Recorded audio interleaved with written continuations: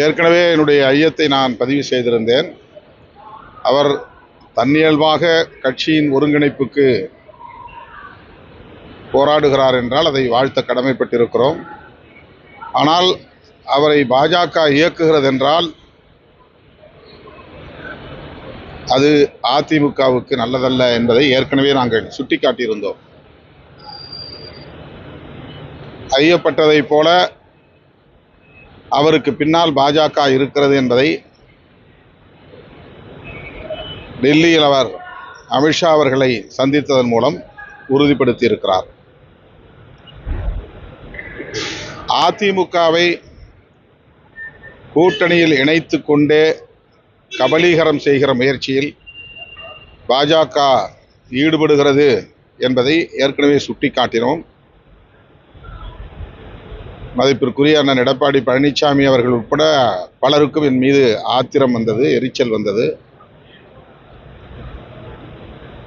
அதிமுகவை தனியே போகவும் விடாமல், கூட்டணியில் இணைத்தாலும் தனித்து செயல்பட விடாமல், அதனை சிதைக்கிற முயற்சியில், கபலீகரம் செய்கிற முயற்சியில் பாஜக ஈடுபடுகிறது என்பதை இப்போது அதிமுக தொண்டர்கள் உணரத் தொடங்கியிருப்பார்கள். திரு எடப்பாடி பழனிசாமி அவர்களால் கட்சியிலிருந்து நீக்கம் செய்யப்பட்ட ஒருவரை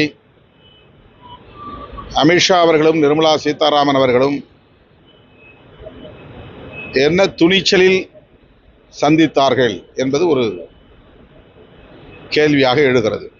அதிமுகவுடைய தலைவர் எடப்பாடி பழனிசாமி அவர்கள், அவரால் நடவடிக்கை எடுக்கப்பட்டு கட்சியிலிருந்து நீக்கப்பட்ட ஒருவரை அழைத்து பேசுகிறார்கள், அரசியல் பேசுகிறார்கள் என்றால் அதிமுகவை அவர்கள் என்ன நினைக்கிறார்கள்? அதிமுகவுடைய தலைவரை பற்றி என்ன மதிப்பீடு செய்திருக்கிறார்கள்?